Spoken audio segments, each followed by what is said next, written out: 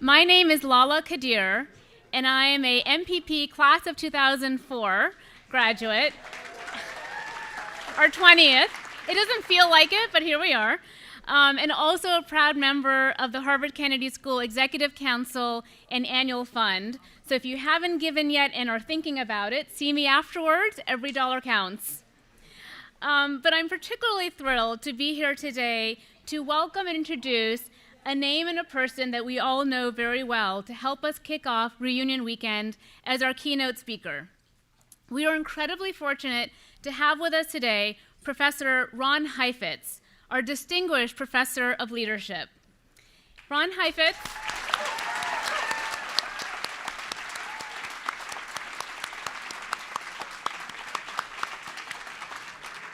It still feels a little bit weird to say Ron Heifetz. I want to say Professor Heifetz. So Professor Heifetz is the King Hussein bin Talal Senior Lecturer in Public Leadership and also the founder of the Center for Public Leadership here at the Kennedy School, where he has taught for nearly 4 decades.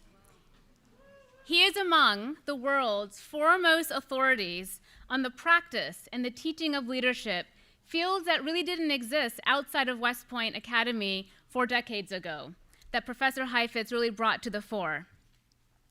He has spoken extensively on what it means to be a leader, how to practice leadership, how to embody in your day-to-day interactions, and he has advised heads of governments, businesses, and nonprofits around the globe. In fact, in 2016, President Juan Manuel Santos of Colombia highlighted Professor Heifetz's work in his Nobel Peace Prize lecture. He has also played a pioneering role in establishing leadership as an area of study at Harvard itself, as well as the United States more broadly. His research, as many of you guys may be familiar, focuses on addressing 2 critical challenges. First, developing a conceptual framework and foundation for the analysis and practice of leadership, and second, developing transformative methods for leadership education, training, and consultation. Now, I recently also learned a couple of fun facts that I thought I would share with you guys. I learned that his very first book, Leadership Without Easy Answers, remains one of the top 10 most assigned books at Harvard University and Duke University, which is no small feat for a first book. And secondly, I learned that Professor Heifetz was originally trained as a physician and as a cellist, with degrees from Columbia, Harvard Medical School, and of course, the Harvard Kennedy School. But perhaps most of us know him most fondly for introducing us to an entirely new lexicon on leadership, such that the words balcony and dance floor have never been the same ever again. So please join me in warmly welcoming Professor Ron Heifetz to the forum. Very sweet, very sweet.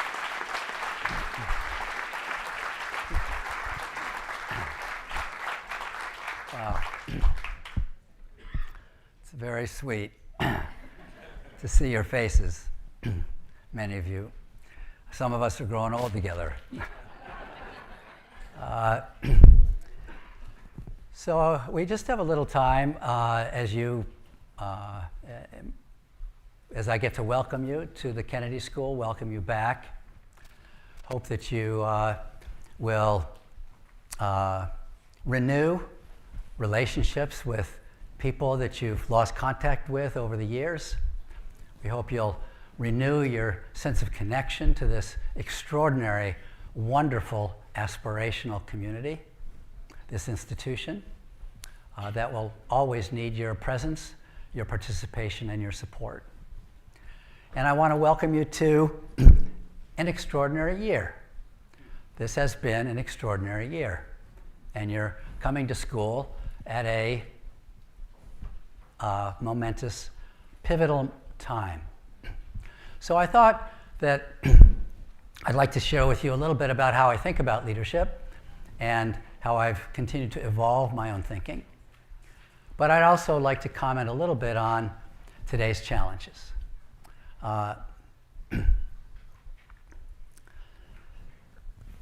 Many people in universities across the country have been deeply disturbed and deeply upset about the passionate protesting of students. I love it.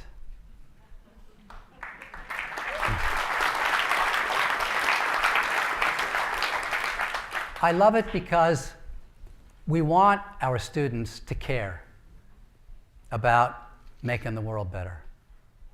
We select people. We selected many of you because you had a passion for justice. And in your own way, however locally or more scaled, I hope each of you has been devoting yourself in some way to making the world better and making the world more just. So rather than react defensively to these impassioned students, I think our job has been to move towards them, to hold them. Not only to hold them in appreciatively, but also to hold them accountably. Because they're in school for a reason. They're in school because there are a lot of things they don't know about. And particularly when people get very, very agitated and very, very stirred up, it's easy for people to act like they know what they're talking about when they really don't have any idea what they're talking about. So on the one hand, I embrace, and I have been over this year moving towards students who care and appreciate that they care. And the last thing I want to do is turn down the temperature of that fire in their belly that cares. And at the same time, I want to reconnect their head to their guts and to their heart so that they're thinking hard about analogies, about how much is this pain in their own community have much to do with, as an analogy, to the pains of people far away.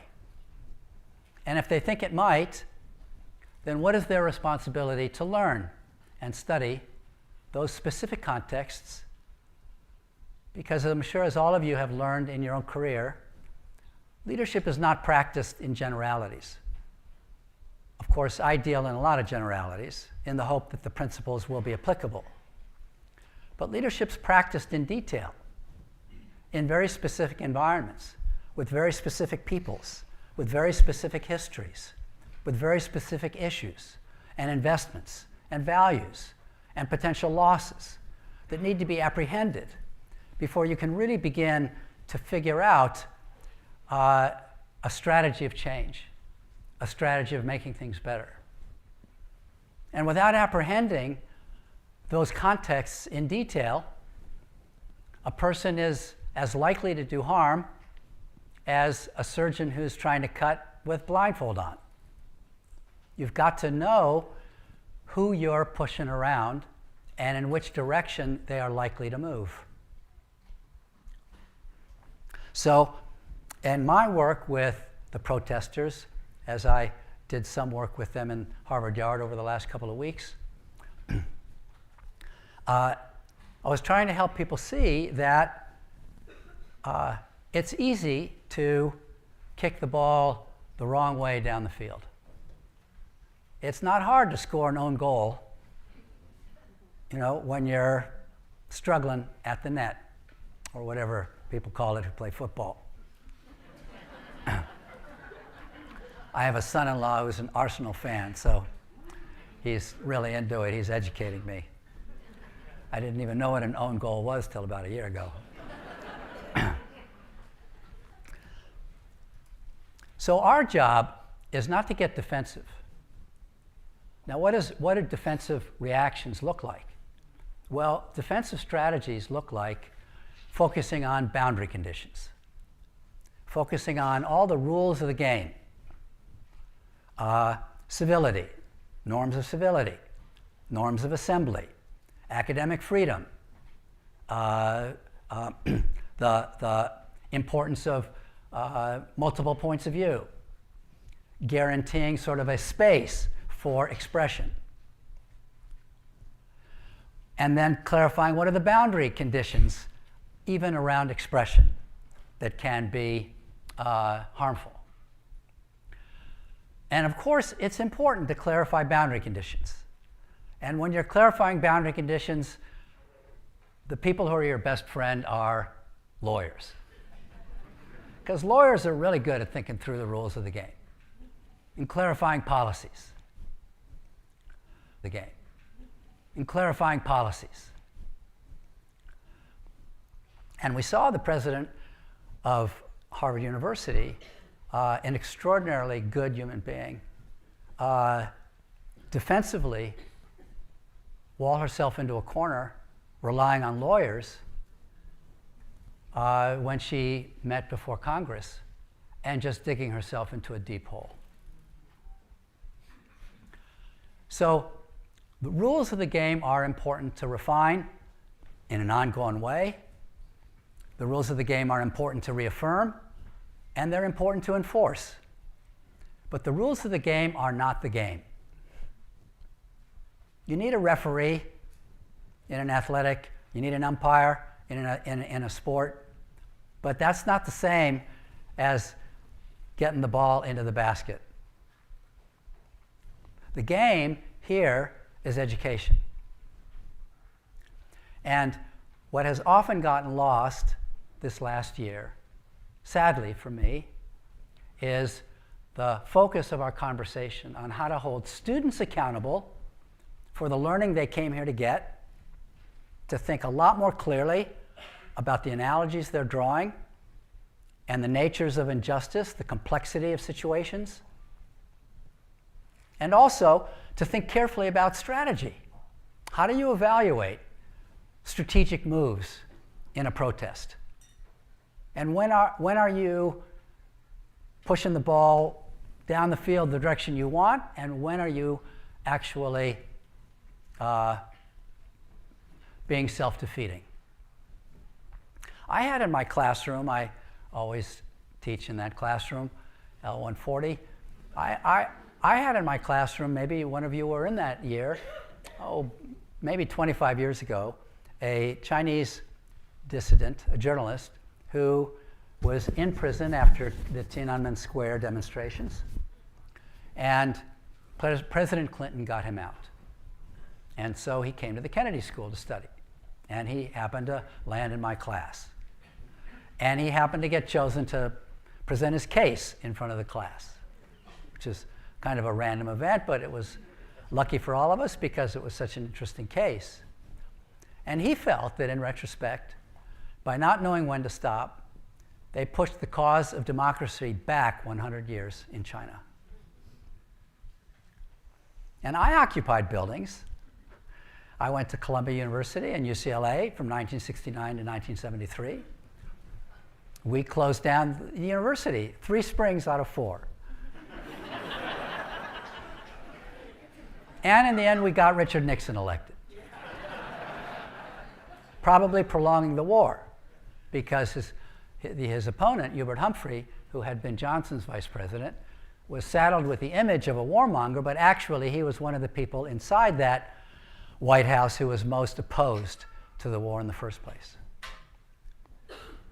So it's really easy to get swept up in the euphoria of solidarity.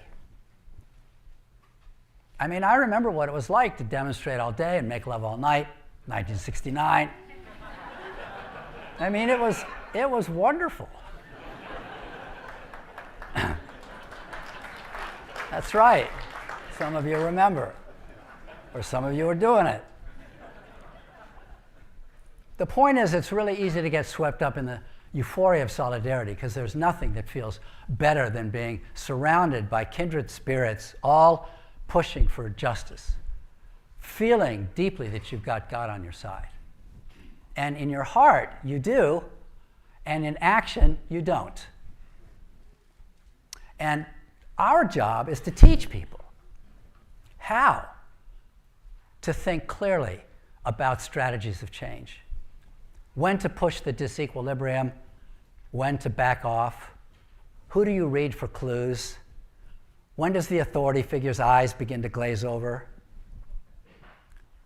In my first book, I wrote about 2 chapters were devoted to the Voting Rights Act of 1965, in which Martin Luther King and a lot of enormously courageous people demonstrated in Selma, Alabama, to create a strong Voting Rights Act that would enable black people in America to vote, particularly in states where there were a lot of laws to prohibit them from voting. And King kept tracking how hard to push by calibrating how much was President Johnson willing to tolerate. And finally, Johnson tolerated a lot because he saw they were secretly in contact, and King was King was being guided by Johnson. Okay, keep going. If you can create the political will, I'll drive my truck through that opening and get law passed. So they were in touch. But the night before the major big demonstration, when King was surrounded by people from all over the country who had flown in on a Tuesday in March '65, and clergy on each side. In one arm was a wonderful rabbi who I happen to have gotten to know quite well, Rabbi Abraham Joshua Heschel. Beautiful man, very prophetic soul. And the night before, at 4 a.m, knocks on his door from the Department of Justice an emissary from Johnson, saying, there was a federal judge who gave an injunction against you demonstrating for fear that people are going to get hurt. And because now a federal judge has ruled, I cannot protect you from state law. And so Johnson said, you've got to turn around. So King meets with everybody in the morning. They're all prepared to march across the Edmund Pettus Bridge in Selma. Some of you may have visited. It's a shrine, in a way. And they're singing and chanting, ain't no one gonna turn us around no more. And then they get to the middle of the bridge, seeing troopers on the other side. King turns around, tells everybody to kneel in prayer, and then they turn around.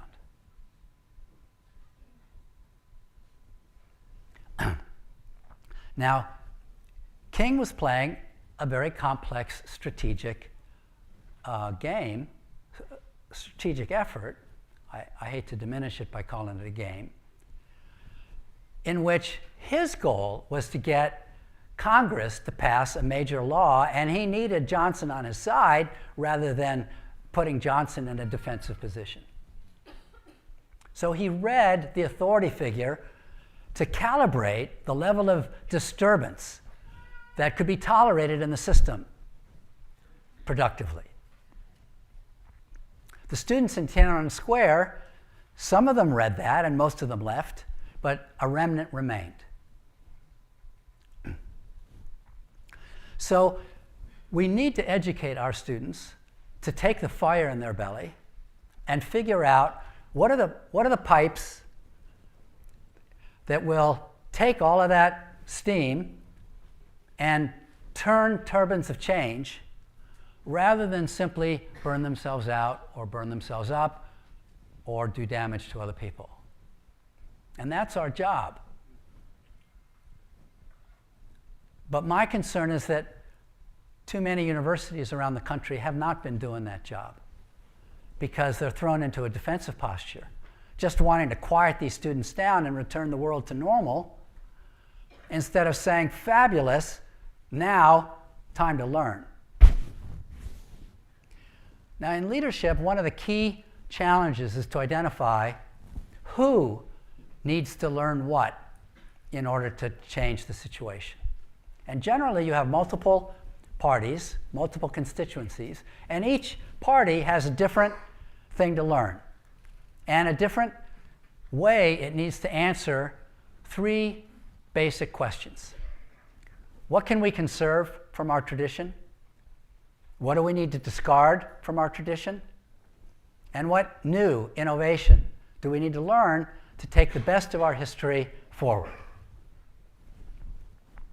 And that process that I would call adaptive work, because that's in a way the three questions nature answers when an organism succeeds in meeting a changed environment,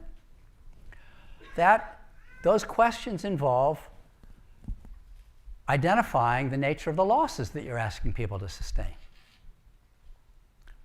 Because if you're not apprehending the nature of the ask, what are you asking of people to change, then you're very likely to be pretty sloppy in knowing, are you stepping on anybody's feet? If you end up backing into people's feet, you're going to get kicked. If you're going to step on people's feet, you need to know, is it one toe? Is it two toes? Is it 5 toes? You're going to need to prepare them. Okay, listen, this is going to hurt. I'm just going to do one toe. Here's some vodka. Here's a shot. Are you ready? Because it's never easy to dish out losses. And leadership is rarely in the business of only dishing out gains. You're almost always in the business of challenging people to learn new ways. So who would have to learn new ways to teach our students? Well, the students would have a lot to lose. They'd have to give up some of that euphoria, some of that certainty. They'd have to begin to think about the potential damage that they might be doing. And they might have to rethink then how they think about some of their favorite people overseas on one side or the other side of that particular war or whatever issue. But also the people who have a lot to lose, and perhaps the most to lose, are the faculty. Because we would have to learn how to teach people to practice social change, to have a stomach for it, to know how to gain insight into themselves so that they can deploy themselves properly, and to be able to think strategically about those processes. And it's a lot easier to teach people about policies than it is to engage with learning how to take students' outrage when they get angry with you in class. No president of a university, no dean of a school, and no teacher likes to walk into a classroom and encounter angry students. We all want to be appreciated. Don't you like my lecture? And it's pretty hard to meet a group of people and end up pissing them off in one way or another. You say, wait a second, do you know what you're doing? Well, damn right I know what I'm doing. Well, who are you to tell me I don't know what I'm doing? And then you got an argument. And can you stay in that fight in a way that continues to be sympathetic to the heart of that student, which is that they care, at the same time that you demand that they be accountable for the learning that they came here to get? And can we learn how to do that? That's the challenge that universities, I think, are facing right now around this country. Can we learn how to move towards the outrage of our students on whatever issue they're outraged? Racial discrimination, gender discrimination, climate change, whatever it might be, whatever injustice. And move towards them. Not mollycoddle them, not simply sing to the choir and tell them what they want to hear, but really help them think carefully about the complexity of mobilizing people to change the way they think about their lives. And those are the experiments I've been running for now 41 years. So I once was working with a Native American,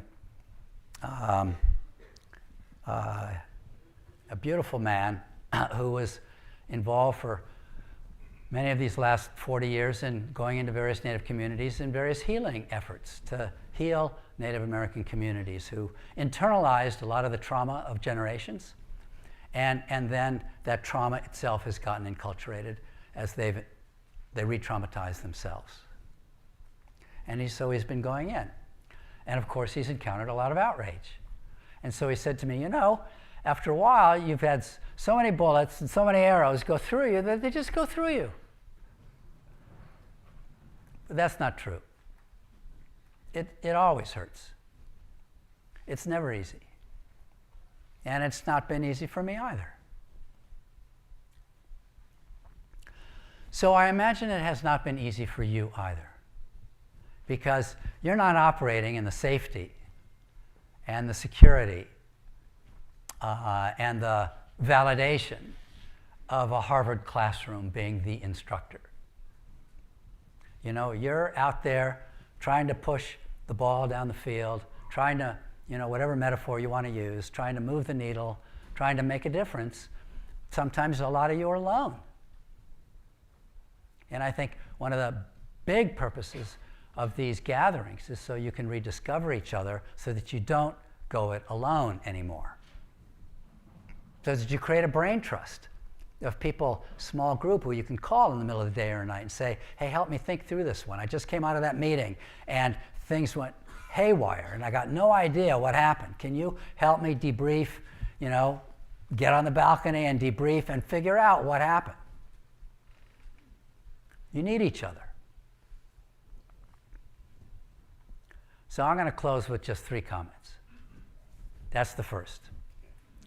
You need each other. The second is we need sanctuaries. If you're going to do this work in an impassioned world of people who are angry about everything, and there are a lot of people who are angry about something, and there aren't too many people who aren't angry about something. Look at the polarization in our societies.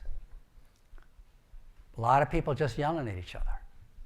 And if you're going to step into that fray, as I hope you will continue to do, or will do anew, then I hope you'll find for yourself a sanctuary, a place where you can hear yourself think, where you can restore yourself to yourself, and where you can remember that, you know, whatever good you're doing, that's your portion. And there's a lot you can't do, but you can do what you can do. And to try to claim the fruits of your labor. And to take those moments. Now, I'm not promoting any particular sanctuary. It could be a house where you pray with people. It could be a friend's kitchen table where you have tea.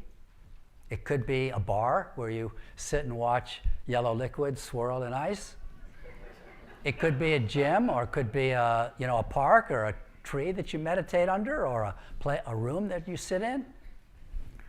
But we need places where it can get quiet again. Because to think you could exercise leadership without a sanctuary, without partners, is like thinking you could have moved to Boston without buying a winter coat. Some of you tried that.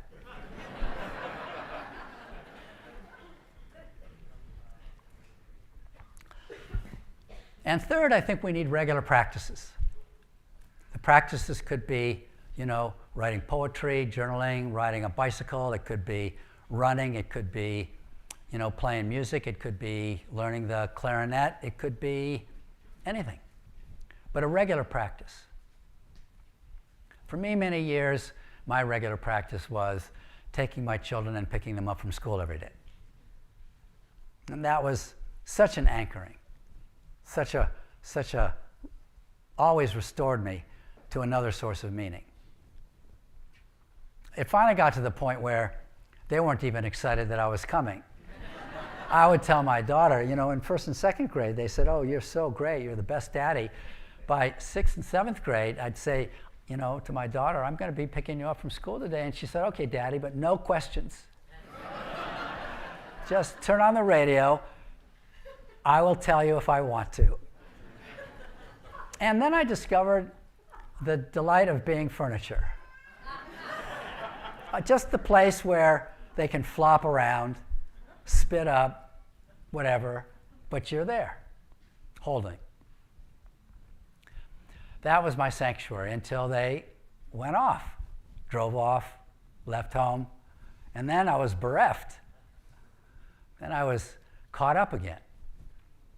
So we need practices, sanctuaries, practices, and confidants.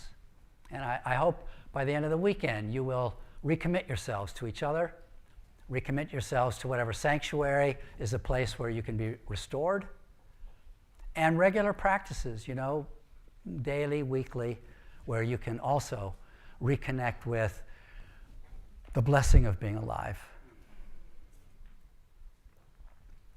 All right, any questions?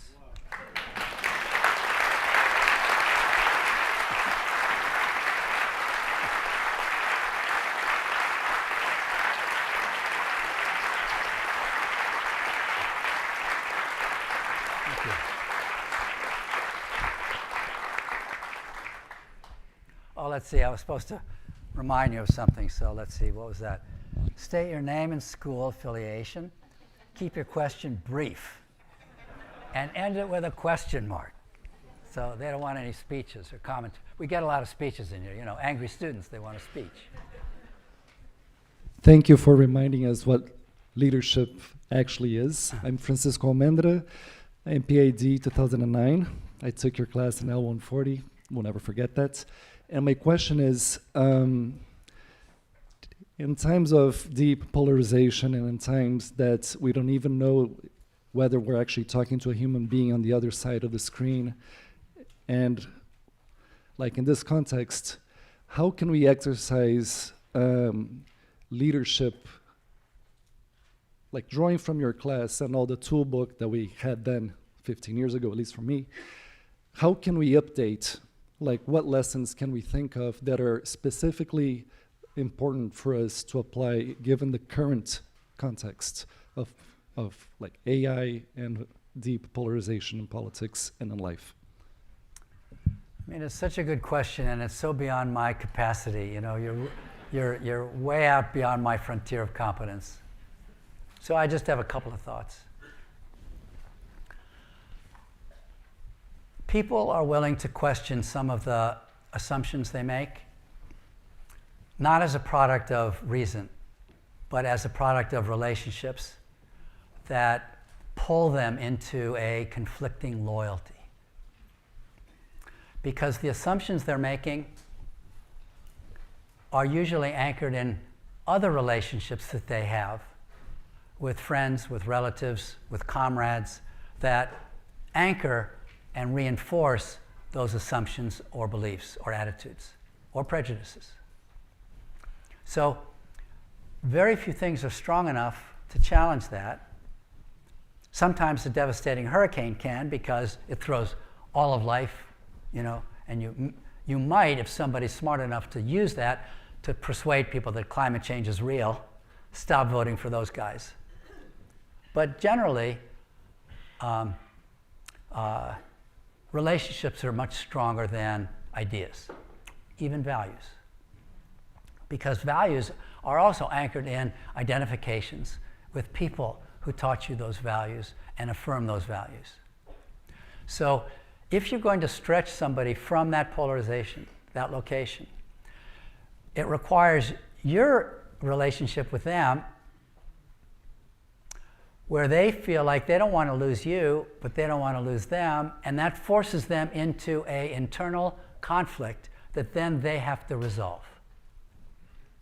Okay, so in that sense then, the polarization, there are things to do at the macro level, at the political level, you know, a lot of things to be done, a lot of things beyond my know-how, but there's also a lot to be done at the networking human level, because we all know people, we all have families, and we tend to spend less time with the obnoxious people than more.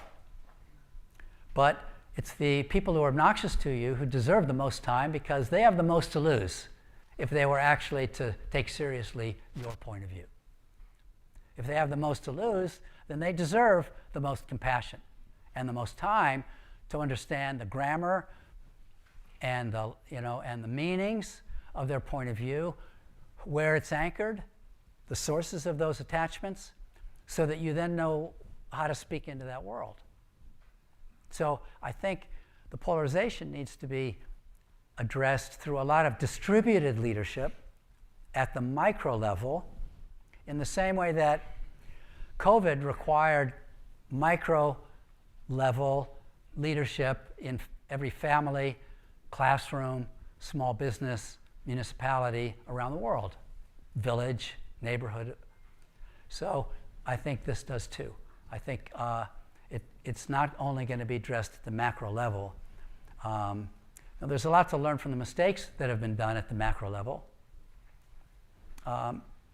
Again, people have tended to focus on boundary conditions, legal solutions, technical solutions, rather than engagement. So anyway, that's a little bit I'd have to say on it. Hi, Nancy Kaufman, mid-career, 1989. You dared to take a sabbatical that year, so some of us in this room were pretty upset that we didn't get to be in room 140 with you. So I have a softball question for you, Professor. I was able to be reintroduced, having read your first book, even though you weren't here, in 2007 by Marty Linsky and Hugh O'Doherty, as you know, and Alexander is part of a Mandel leadership program, and then was too busy being, and now that I'm a recovering CEO, I was able to participate in Ripples too, in beginning of COVID, which was a very profound experience. So I'd like you to talking about our alumni network. Right, I'm going to like you to share with the group, this is my question, why so many people don't know they can be part of this wonderful network called Adaptive Leadership. So there you go. So we started a few years ago a network for alumni that has expanded a bit beyond alumni, but it's still primarily made up of Kennedy School alumni, to support them in ongoing learning from each other over the years. There's two major programmatic areas. One is to support practitioners of leadership, and the other is to support people who are teaching, training, or coaching in the area of leadership. So, and we're just now beginning to expand and go for fundraising as a celebration of my 40 years of teaching. There'll be a conference in October, and to try to have much more of a movement, that has a much wider impact in increasing the quantity and quality of leadership with integrity around the world, to foster leadership centers around the world. Many exist already, but there are many yet to be developed, and we would like to help make that happen. So you're welcome to check us out. Just Adaptive Leadership Network, and we have a dotted line to our alumni office. We're a shared interest group, and really we're spawned by the alumni office and development office. And our initial annual conferences were right here, staffed by our very own. So yeah, thank you, Nancy, for your question. I tend to be shy about promoting stuff. Yes. Good afternoon. Sorry for ignoring the left side of the room. Thank you so much, Dr. Heifetz, for being with us and sharing your time. My name is Elizabeth Gibbons. I graduated from the mid-career program 5 years ago. And although my memory is probably a little fuzzy, I do remember that you opened up our summer experience and you talked about the waters that we carry. Yes. And you asked that for that year that we put down the waters that we carry. Yes. And it represented, as I remember, it represented the people that we came from, perhaps those values, those systems that we came out of. And I remember being so frustrated at hearing that analogy, thinking all of my compassion comes from those waters. Now we're in this moment where I couldn't appreciate that analogy more. where many of the people that I love dearly on opposite sides of a very intense conflict have picked up those waters. And it's caused great, great frustration and angst within our community. Yeah. So I'm wondering, was I right 5 years ago? Was I wrong? Or is there some other piece that we all need to think through beyond the 3 points that you left us with? Wow.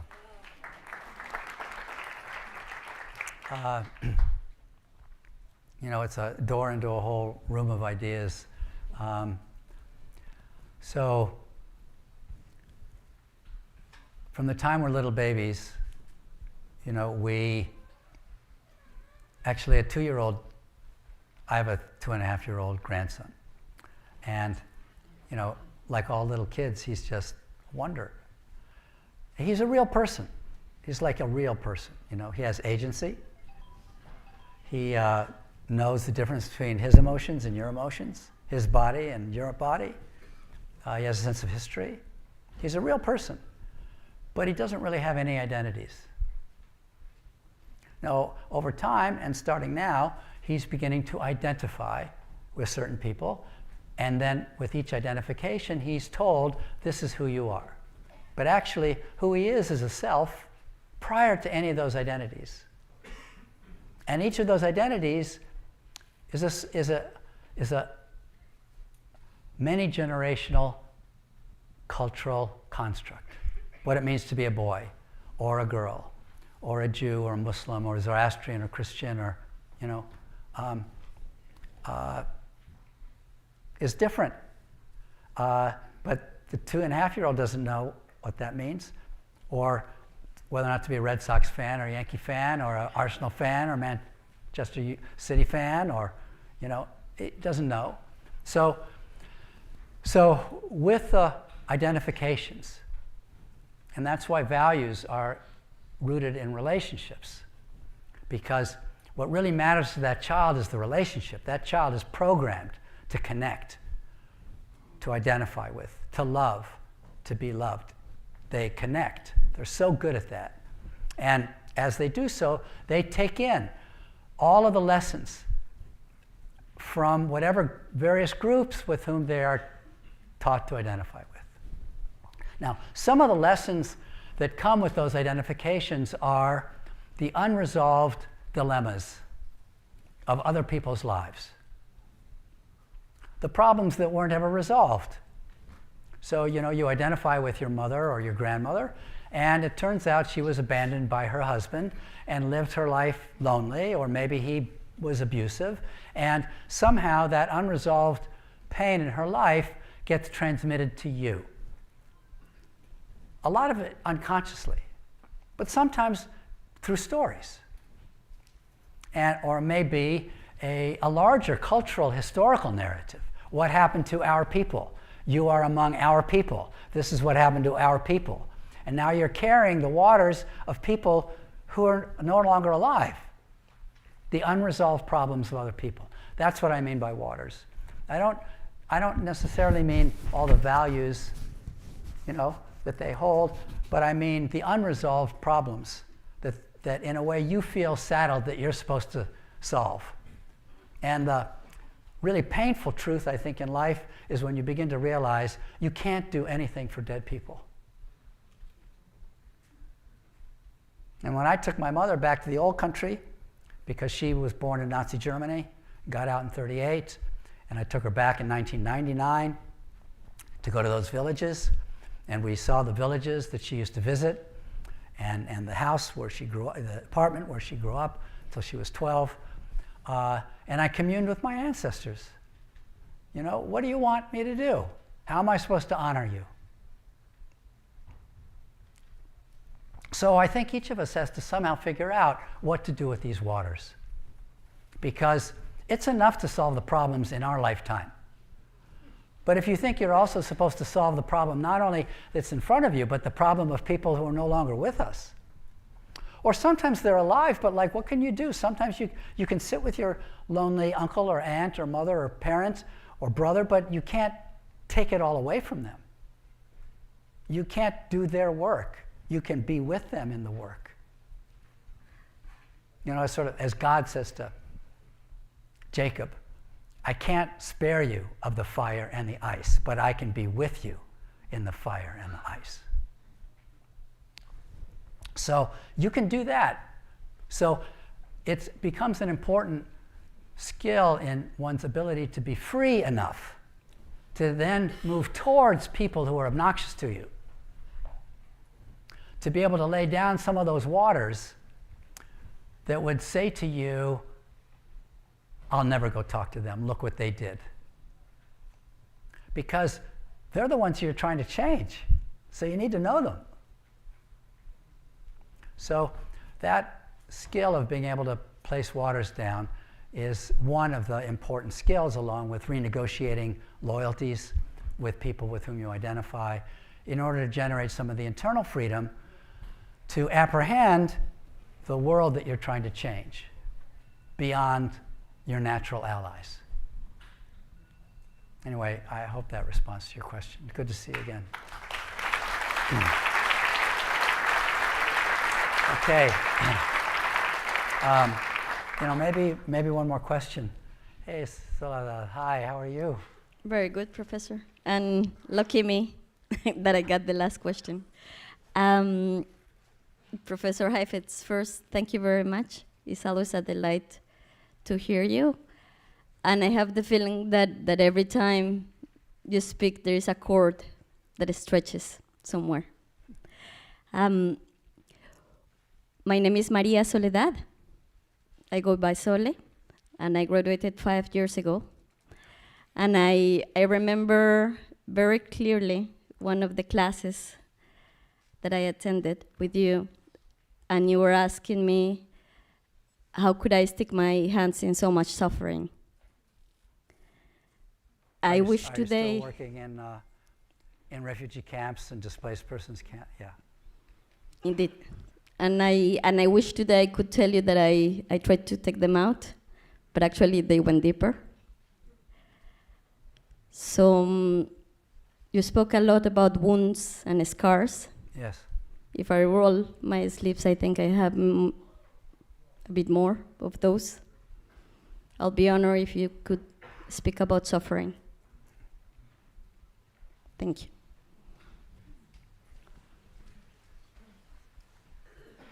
It comes with life.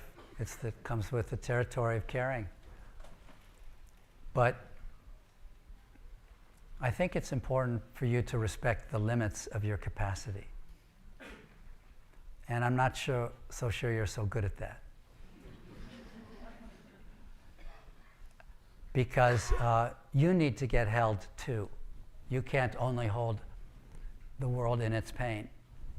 And sometimes large populations of people, hundreds, thousands of people that you've worked with in Sudan and other places, yes?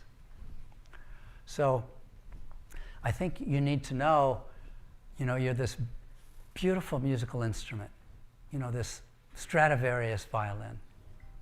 My brother had a Stradivarius violin. Just beautiful, 1735, beautiful. But it needed to be cared for. It needed to be played hard. You could play a Stradivarius hard, but you also had to take care of it. And you also had to know when to give it rest. And some of these great violins need to be put on rest for 10 years, 20 years. The wood has to rest before the fiddle can be played again. And I think you can't spare yourself of the suffering, because you can't do your work without your heart staying open so that you can apprehend the reality you're working with. Of course, you also need to be analytical and thoughtful, but you also need to keep your empathic abilities intact. And so you're going to suffer because they're suffering. So, but then you have to go to places where you rest. And you really need to do that because you're still a relatively young person and you've got a lot of years of loving contribution to make what good will it be if you burn yourself out?